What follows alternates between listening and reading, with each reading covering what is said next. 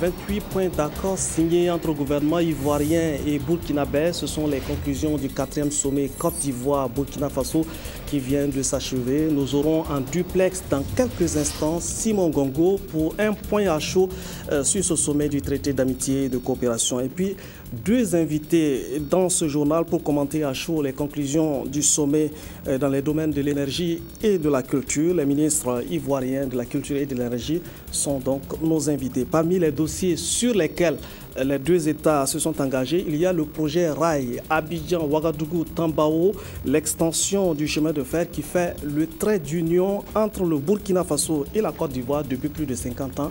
Madame, Messieurs, bienvenue aux actualités de la mi-journée. Merci de votre fidélité à la RTB. La 4e conférence au sommet du traité d'amitié et de coopération entre la Côte d'Ivoire et le Burkina Faso s'est ouverte ce matin à Ouagadougou. Les chefs d'État Blaise Compaoré et Alassane Ouattara ont présidé donc la cérémonie d'ouverture. Ils étaient entourés de leur gouvernement pour examiner et valider les rapports relatifs au projet inscrit donc dans le traité d'amitié et de coopération. C'est le cas du projet autoroute Ouagadougou-Tambao-Abidjan et des dossiers relatifs à l'énergie et aux mines. Fousseni Kindo nous fait le point donc de la cérémonie d'ouverture. La Côte d'Ivoire et le Burkina Faso, locomotive de l'intégration sous-régionale en Afrique de l'Ouest. C'est l'ambition des deux pays liés par l'histoire et la géographie. Et avec le traité d'amitié et de coopération, ils sont en passe de parvenir à cet objectif. À la 4e conférence au sommet du traité, tenue ce matin dans la capitale burkinabé, les deux chefs d'État ont encore réaffirmé cette ambition commune. Une ambition soutenue par de grands projets de développement.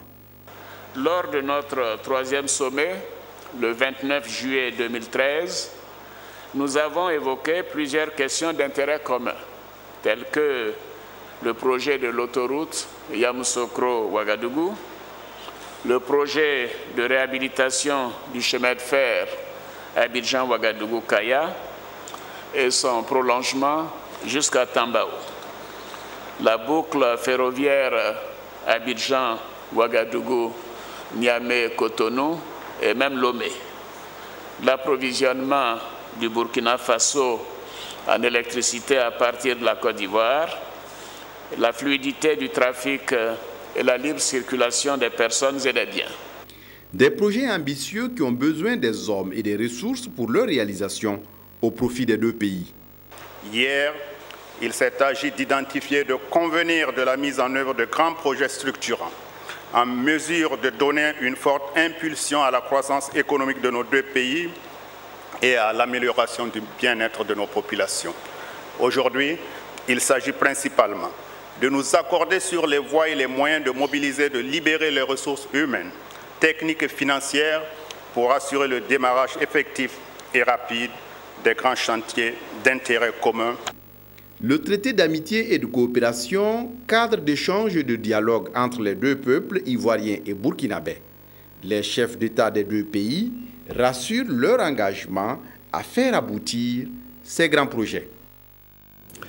Nous retrouvons nos équipes déployées à Kossiam pour la retransmission de la conférence au sommet du traité d'amitié et de coopération. Simon Gongo, c'est maintenant fini, le 4e sommet Côte d'Ivoire-Burkina Faso, et on connaît un peu plus sur les conclusions de cette rencontre. Que faut-il retenir ? Bonjour Adjima, à David Tiombiano, vous l'avez dit, c'est fini. Le communiqué final a été lu tout à l'heure par Djibril Yipene Bassolé, le ministre des Affaires étrangères du Burkina Faso. Il y a 5 éléments principaux à retenir. Notamment le premier, l'autoroute Abidjan-Ouagadougou. La conférence a noté avec satisfaction l'achèvement des études de faisabilité et appelle d'ailleurs à l'achèvement des études techniques détaillées.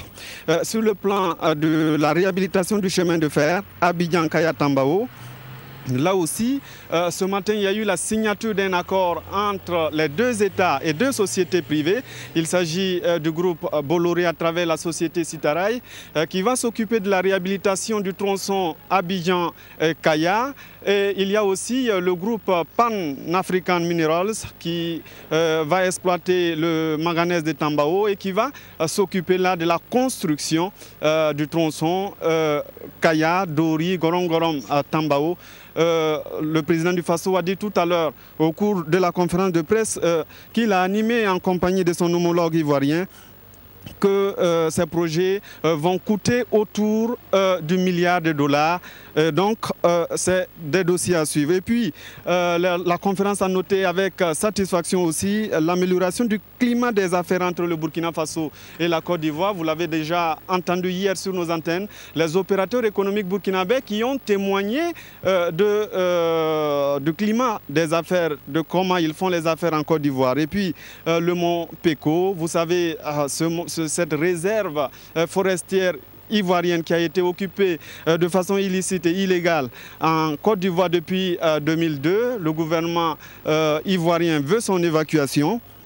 Mais il y a problème parce que là, il faut tenir compte de certaines règles et le président ivoirien a annoncé que les deux États vont constituer un comité mixte qui va s'occuper d'abord de la sensibilisation et les deux États vont se faire aider par le Haut Commissariat des Nations Unies pour les réfugiés. Et puis, le projet immédiat, c'est notamment l'énergie. Le Burkina Faso va bénéficier de 10 MW supplémentaires. Vous le savez, la Côte d'Ivoire fournit déjà 70 MW au Burkina Faso. Cette fois-ci, il y aura 80 MW qui seront fournis, fournis par les Ivoiriens. Et à ce sujet, je suis avec le ministre des Mines, du Pétrole et de l'Énergie, M. Adama Atunkara. Bonjour, Monsieur le ministre. Bonjour. Voilà. On a annoncé donc cette année l'augmentation de l'énergie que la Côte d'Ivoire fournit au Burkina. On a dit c'est en 2014, mais exactement quand, Monsieur le ministre? Vous savez que la Côte d'Ivoire a régulièrement fourni au Burkina 50 MW, soit environ 340 GWh. Mais l'économie burkinabé devenant solide et l'impulsion que lui donne le président Compaoré pour avoir une croissance aussi respectable, militant en faveur de l'augmentation de cette puissance que nous fournissons au Burkina. C'est ainsi que nous sommes passés de 50 à 70 et maintenant la décision a été prise d'aller à 80 MW. Mais je dois dire que ceci est déjà en application puisque nous constatons, nous de Côte d'Ivoire, qu'il y a des moments où nous allons même au-delà de ces 80 MW, nous sommes partis à 90 MW. Alors, dans ce registre aussi, il y a l'électrification de 8 localités dans des zones frontalières. Dites-nous à quel niveau vous en êtes justement avec ce projet-là. En ce qui concerne l'électrification des villes frontalières, des localités frontalières, ces localités ont été choisies, elles sont 8. Les études techniques sont pratiquement achevées et ces localités seront électrifiées dans le cours de 2015. Alors, ça a été annoncé dans le communiqué final, le Burkina Faso, à travers sa société nationale d'hydrocarbures, la Sonabi, va prendre part au capital de la société Pipeline. Dites-nous exactement, ça consiste en quoi exactement? Vous savez que la Côte d'Ivoire a décidé de construire un pipeline qui part d'Abidjan jusqu'à Bouaké aujourd'hui et qui doit être prolongé jusqu'à Ferké. En le faisant, la Côte d'Ivoire pratiquement transporte aux frontières du Burkina la raffinerie d'Abidjan. Ceci pour permettre au Burkina d'avoir une sécurité dans l'approvisionnement en hydrocarbures et aussi de contribuer à la réduction du coût des hydrocarbures au Burkina. Le Burkina, par la Sonabi, va participer à cette grande aventure. Il faut rappeler que le Burkina déjà participe à la raffinerie d'Abidjan. Donc ce n'est pas nouveau que le Burkina et la Côte d'Ivoire se mettent ensemble pour construire un système de production d'énergie qui soit moins cher, qui soit une énergie abondante de qualité. je dois rappeler que la Côte d'Ivoire a entrepris des travaux pour sécuriser l'approvisionnement au Burkina. C'est ainsi que la ligne de transport Lobao-Bundiali sera améliorée pour permettre à ces lignes de transporter plus d'énergie. Et nous-mêmes en Côte d'Ivoire, nous construisons beaucoup plus d'installations de production d'énergie pour que nous soyons à même de répondre aux sollicitations du Burkina. Alors, il y a aussi un accord annoncé entre deux sociétés, Bimiger Petrosi, dans le cadre de la recherche du pétrole. Parlez-nous aussi de cet accord-là. La Côte d'Ivoire a depuis 1975 une société nationale de recherche pétrolière qui s'appelle la Petrosi. Et le ministre Salif Kaboré nous a demandé de partager notre expérience de la recherche avec le Burkina, ce qui a été commencé.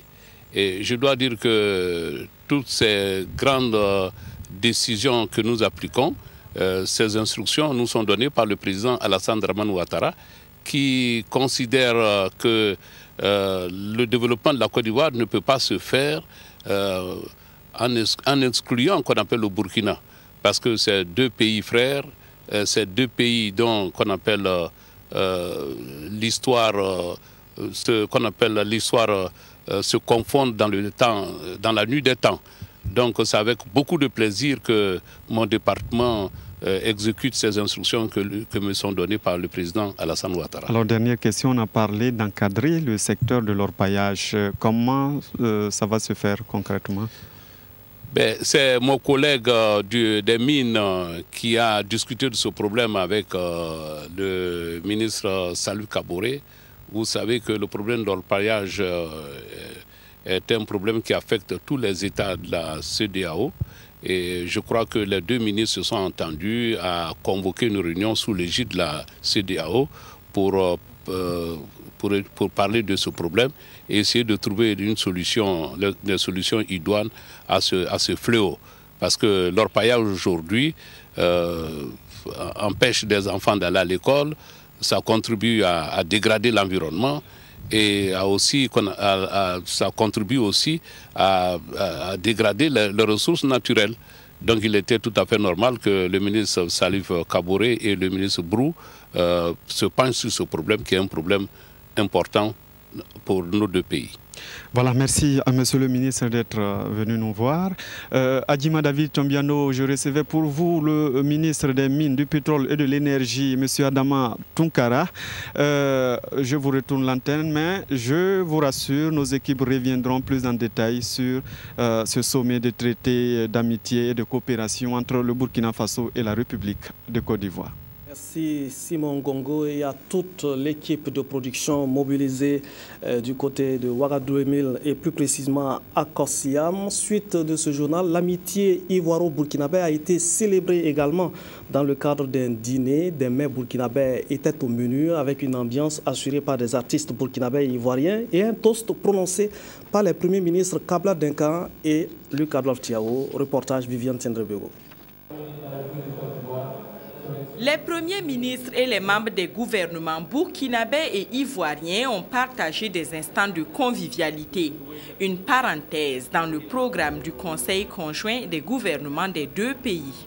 Les attentes de nos populations sont nombreuses et diverses, qu'il s'agisse des décisions dans le domaine de fluidité du trafic, de la libre circulation des personnes et des biens, que celle en matière de lutte contre la traite transfrontalière des enfants, de la transhumance, de la santé animale, ainsi que la finalisation des importants dossiers relatifs à l'autoroute Yamoussoukro-Ouagadougou ou au chemin de fer Abidjan-Ouaga-Tambao, à l'approvisionnement en énergie électrique. Nos pays partagent une richesse qui n'a pas de prix, celle de pouvoir regarder leur avenir avec la même confiance, sans avoir besoin de se retourner pour juger le passé. Je suis heureux que la Côte d'Ivoire et le Burkina Faso aient su nouer depuis 6 ans ce partenariat en marge duquel nous profitons magnifier nos valeurs d'hospitalité réciproque. Des artistes musiciens ivoiriens et burkinabés ont marqué cette soirée de leur empreinte. En matière de culture, tous sont convaincus que la coopération entre le Burkina Faso et la Côte d'Ivoire ne peut qu'être bénéfique. La conférence a été précédée par la semaine ivoirienne à Ouagadougou. On a eu à apprécier la Côte d'Ivoire dans toute sa diversité culturelle. Monsieur le ministre Maurice Kouakou Bandama, ministre de la Culture et de la Francophonie de la République de Côte d'Ivoire, à quoi obéissait justement cette semaine ivoirienne à Ouagadougou? Je vous remercie de me recevoir sur les antennes de la RTB. Je dois dire mes excuses aux téléspectateurs de la RTB puisque j'étais attendu hier, mais les contraintes du sommet m'ont empêché d'être là et donc je suis là ce matin pour saluer les téléspectateurs de la RTB et dire que dans le cadre du traité d'amitié et de coopération, la culture et les échanges culturels figurent en bonne place. Parce que les routes qui sont en construction, les chemins de fer qui vont être construits, l'électricité, tout ce bien-être économique, c'est pour le bonheur des citoyens burkinabés et ivoiriens, c'est pour le bien des populations africaines. La culture est donc le moyen de découvrir l'autre, de se faire connaître, de se faire aimer et d'aimer les autres. La culture nous permet de nous rapprocher et de savoir que nous sommes des frères.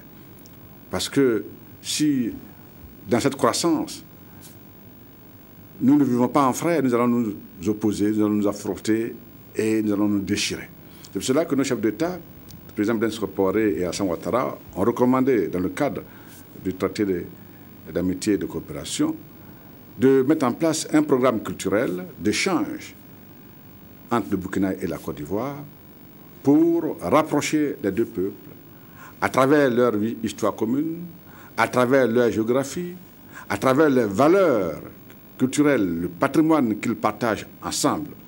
Et c'est pour ça que, en prélude et avant même cette conférence au sommet, la Côte d'Ivoire, avec l'accord du chef de l'État, du chef du gouvernement, et en application du traité, a organisé ces journées culturelles ivoiriennes à Ouagadougou, mais journées ivoiriennes, mais qui intégraient des artistes burkinabés, l'artisanat burkinabé. Nous avons vu tout le long de ces 3 jours d'expression culturelle le partage et l'osmose qui a pu se créer entre les artistes ivoiriens burkinabés et le public burkinabé. Donc des journées ivoiriennes très satisfaisantes, mais à propos du programme culturel dont vous avez parlé, qui doit être mis en place dans le cadre du traité d'amitié et de coopération, comment il se décline? Quelles sont les actions fortes qui devraient être mises en œuvre pour booster davantage la cohésion, le rapprochement entre les peuples? Le programme d'action culturelle se décline dans plusieurs chantiers. Vous savez, le Burkina est un grand pays du cinéma. Nous avons donc le volet cinéma, où nous devons travailler, coopérer ensemble, échanger nos expériences, chacun tirer profit de la richesse de l'autre. De ce point de vue, en 2013, nous avons ouvert notre Centre national du cinéma en présence du ministre burkinabé de la Culture et du Tourisme, mon cher ami, mon frère Baba Ama. Nous avons aussi le volet littérature. Nous étions, la Côte d'Ivoire, en 2012, pays invité d'honneur à la Foire internationale du livre de Ouagadougou, la Philo. Nous avons aussi le volet éducation artistique. Nous avons à échanger nos expériences de la formation des cadres de la culture, de la formation des acteurs culturels. Nous avons le volet spectacle. Le Burkina était au marché des arts et du spectacle africain. Et nous sommes venus là proposer des journées qui se déclinaient en plusieurs aspects, l'aspect artisanal, l'aspect gastronomique, l'aspect défilé de mode, l'aspect littérature, puis nous sommes venus avec des écrivains. Donc c'est un programme qui embrasse tous les chantiers, tous les secteurs des arts et de la culture, et l'objectif principal, c'est de montrer le partage et notre communion de destin. La communion de destin entre la Côte d'Ivoire et le Burkina, parce que nous avons au-delà des frontières les mêmes peuples qui partagent les mêmes valeurs, qui partagent la même histoire.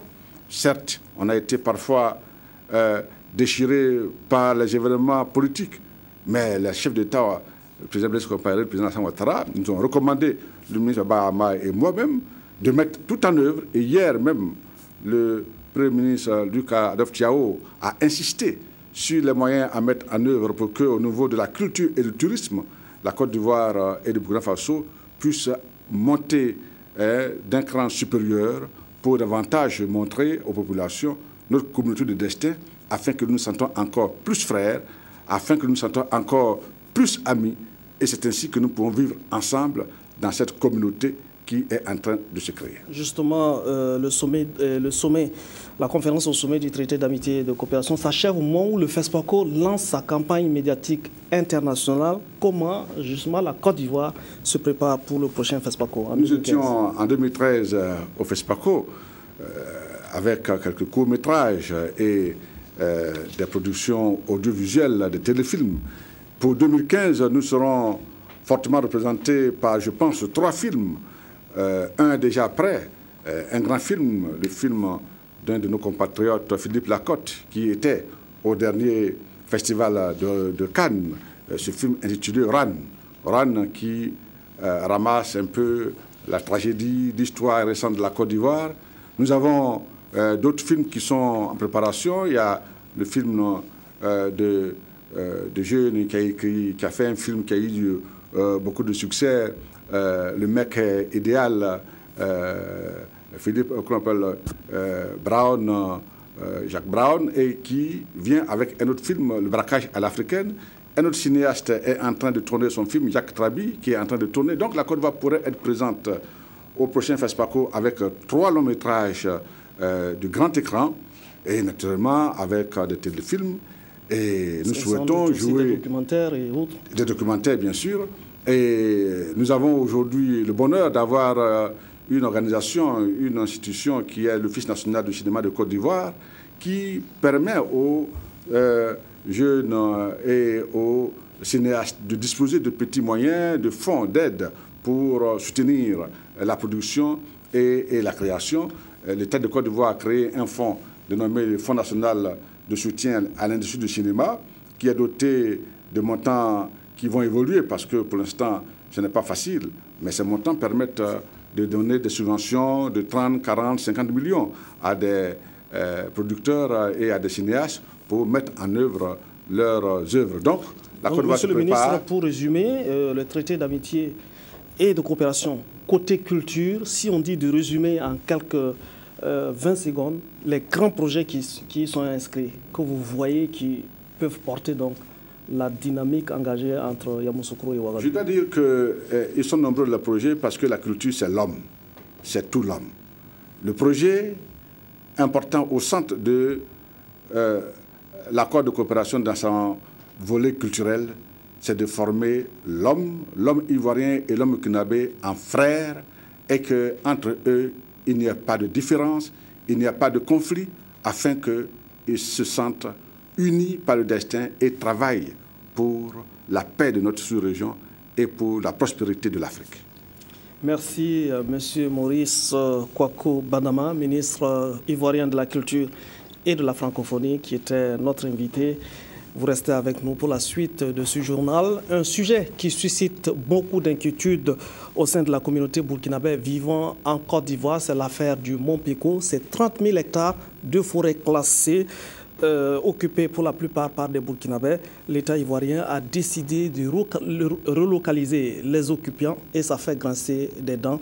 Le gouvernement burkinabé affirme sa confiance à l'État ivoirien de bien traiter ce dossier avec beaucoup d'attention pour les populations. Nous écoutons à ce sujet Luc Adoftiao. Il est interrogé par Jacques Lamissa Tarpaga.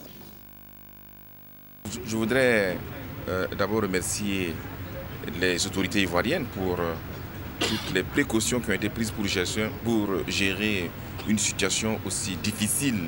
Parce que lorsque vous devez évacuer 25 000 personnes qui se trouvent bien sûr dans un site donné, ce n'est pas toujours facile et nous suivons la question de près parce que l'essentiel de ces populations sont des Burkinabés. Mais il y a des mesures qui ont été prises pour faciliter donc le déplacement de ces populations.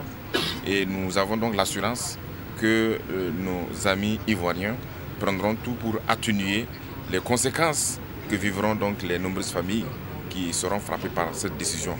Il y a un comité paritaire qui a été mis en place et qui fait partie où il y a des représentants de Burkina Faso et donc de la Côte d'Ivoire. Ensemble, nous allons donc travailler pour réellement atténuer les inconvénients liés à ce déplacement que l'on comprend parfaitement.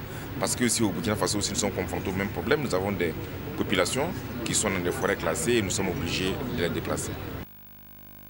Le traité de coopération affiche de grandes ambitions, notamment la réalisation de grands chantiers comme la construction d'une autoroute pour relier Ouagadougou et Yamoussoukro.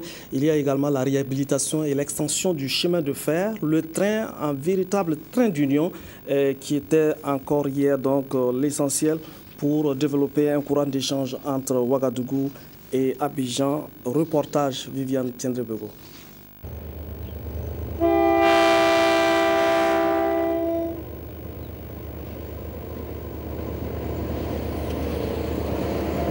De nombreux voyageurs font toujours confiance au train pour rallier Abidjan à partir de Ouagadougou. Entre la capitale économique ivoirienne et Ouagadougou, le train met 24 heures ou plus. Au stade où nous sommes, la vitesse des trains, la vitesse commerciale des trains est tellement basse que la rentabilité est devenue faible. À l'étape actuelle, nous sommes à peu près à 30-40 km. Malgré cela, plusieurs voyageurs préfèrent emprunter le train, même s'il faut réserver 2 semaines à 1 mois pour voyager en première classe. Le train fait vivre plusieurs personnes autour de ces gares. J'ai pu avoir quelque chose de la vente de mes marchandises. Vous savez, ce n'est pas la même chose le jour où le train ne vient pas.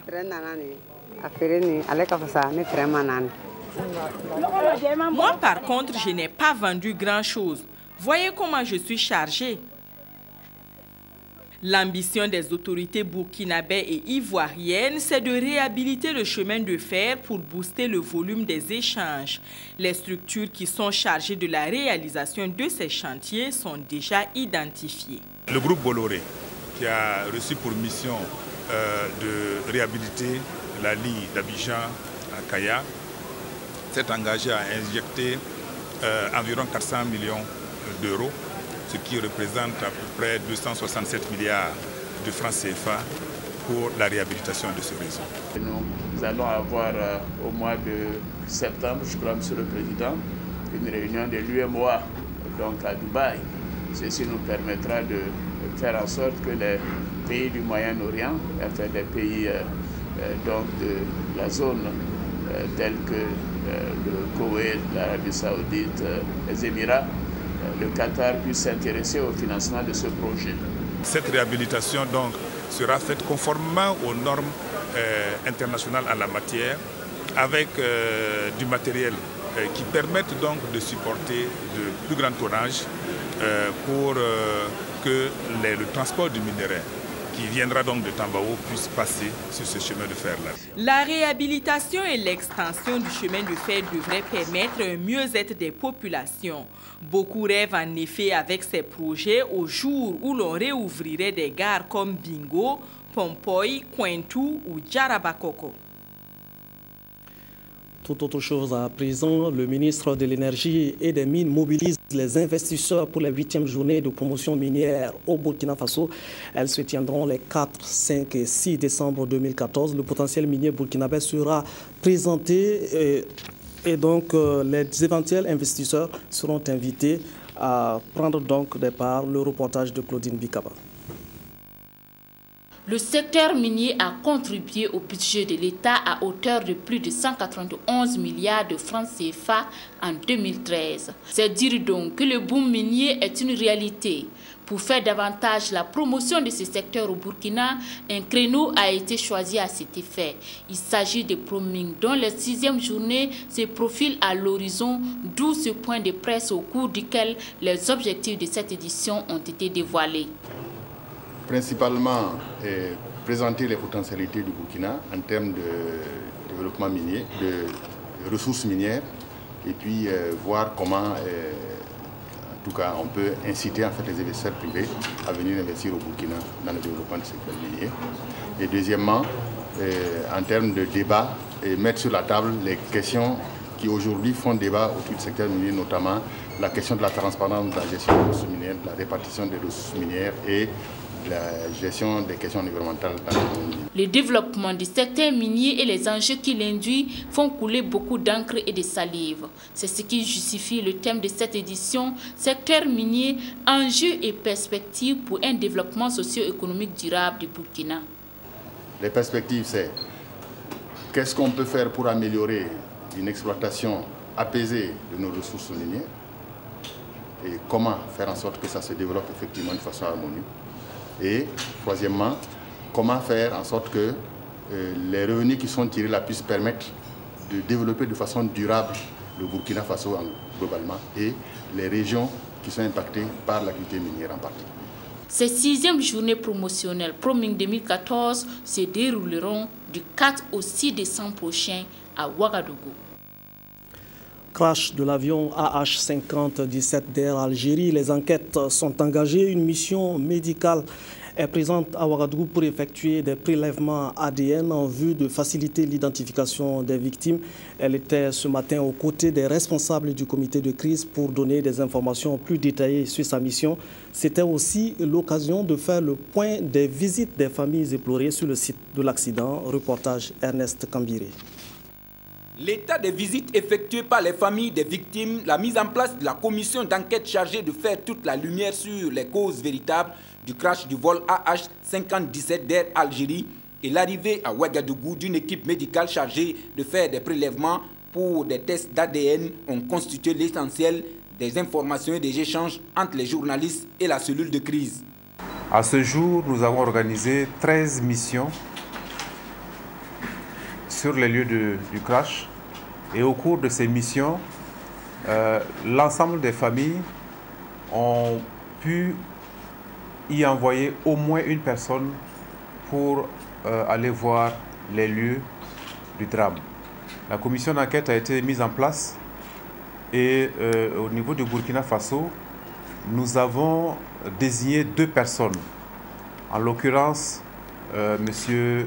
Claude Yaro, ancien pilote, ancien commandant de bord, et M. Michel Tiende, qui est mécanicien sur ce type d'appareil.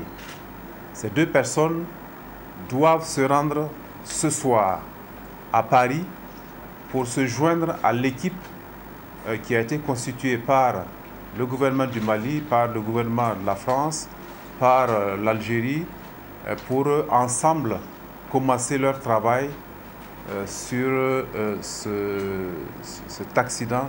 Pour l'expertise technique de prélèvement d'ADN, 2 experts français sont à Ouagadougou pour effectuer les tests auprès des différentes familles des victimes françaises, burkinabées et des autres nationalités. Selon le général Gilbert Diengéré, cela prendra le temps qu'il faudra et les familles des victimes sont invitées à l'aéroport international de Ouagadougou, 6 à l'infirmerie de la Segna dès cet après-midi pour les prélèvements. Et selon la cellule de crise, il n'est pas exclu que les restes des corps qui seront formellement identifiés ne soient remis aux familles des victimes. Sur certaines rumeurs qui circulent dans les réseaux sociaux faisant état d'une trentaine de militaires français à bord du vol AH-5017 d'Air Algérie, le général Diengéré est formel. Aucun militaire français n'était à bord de l'avion. Prochaine étape dans la gestion de la crise, les études techniques dans le cadre de l'enquête en cours. Voilà, c'est la fin de cette édition. Merci de votre fidélité aux actualités sur la RTB. Excellent après-midi.